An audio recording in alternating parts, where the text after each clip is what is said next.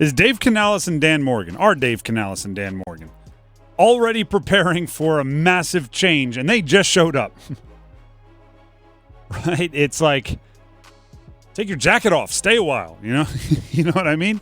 Do you think Ejiro Evero, their defensive coordinator, will be there beyond this year? What about the next year? Not much further past that. Are they already preparing and maybe even planning for Evero to not be the defensive coordinator anymore?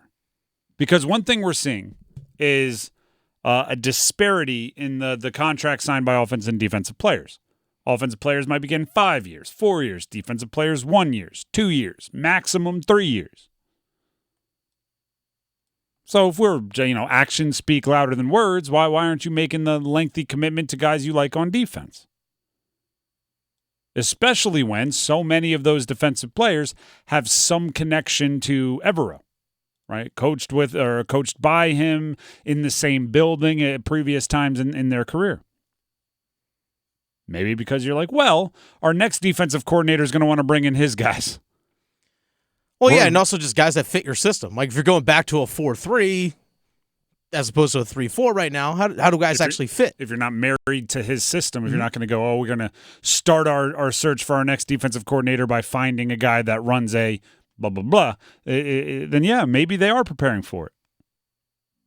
I have one gigantic question, right? If we believe the conceit, okay, if we all join hands and say, I believe they're preparing for Evero to perhaps leave within the next 2 years.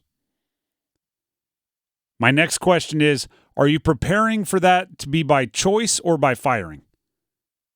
Are you saying, well, he interviewed for some head coaching jobs. We expect our defense to be good this year, and we know that good coordinators get head coaching offers, and he's made it clear to them that being a head coach is his dream. If it's by choice, I'm a little leery of just having everybody kind of on short contracts. Because why would you give the guy the opportunity to just take your whole defense with him? Right? It's like, you know what? I want to go take my head coaching job. I'm going to go take my swing. And oh, by the way, how convenient. Every main contributor on my defense is a free agent. And I am just going to go, hey, guys, follow me. Or are you preparing to perhaps fire him, right? Maybe this is well, let's use Remember the Titans as an example for wildly different reasons, right? There's that whole storyline in Remember the Titans where Denzel Washington's character gets to be the head coach with the understanding by the board that his first sign of struggle, he is going to be fired, right? Like our hands were tied. We had to make him the head coach, but we can always fire him when things get tough. Now, again, there's obvious, way different social ramifications of the Remember the Titans movie and the plot line that it follows. But what if it is kind of like David Tepper told me Evero had to be the guy? Right? He liked the way the defense played last year. When I took the job, he said Evero is the guy. I said, okay, I'll give it a shot. I'll give it a chance. And already in the back of their head, they're going like, how many? I told them I'd give it a chance. What is a chance? 8 months? 9 months? How long is a chance? We can move on next offseason, right? Well, Evero's in the final year of his contract with the team. So that's the thing. He's in the final year of his contract with the team and has been interviewing for head coaching positions over the last 2 seasons. So again, I think it's more of an anticipation of this guy is going to be a head coach somewhere in the future, in the very near future. Let's not put a whole lot of resources and investment into players that when we get a new defensive coordinator in, just aren't going to fit that system. Like, why get 4-3 or I'm sorry, why get 3-4 inside linebackers when if we're going to switch to a 4-3 and they just don't fit the system? Not that they're bad players. Like for example, Jeremy Chin fit the previous defense before Evero came in. We all know how that worked out. It didn't, unfortunately. So again, it's the same thing. If you want to run a lot of man-to-man defense, you can't get guys that excel at zone defense. It's that same type thing. So let's go down that path. Let's assume they're preparing for him to leave by choice because he's a good coordinator. He's going to have options, and you don't want to lock into the system.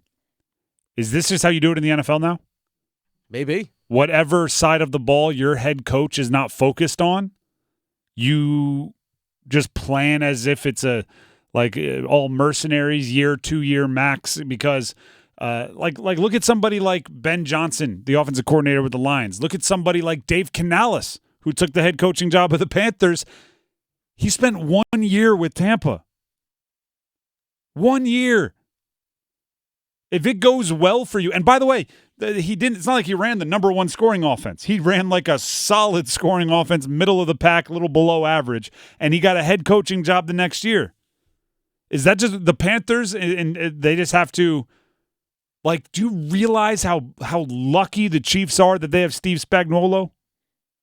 A defensive coordinator who's running a great defense and for some reason is never on the hot list for any head coaching jobs and appears like he never wants to take any head coaching job, and he's comfortable just saying, Andy Reid runs the offense, I run the defense, and oh, by the way, we have Patrick Mahomes.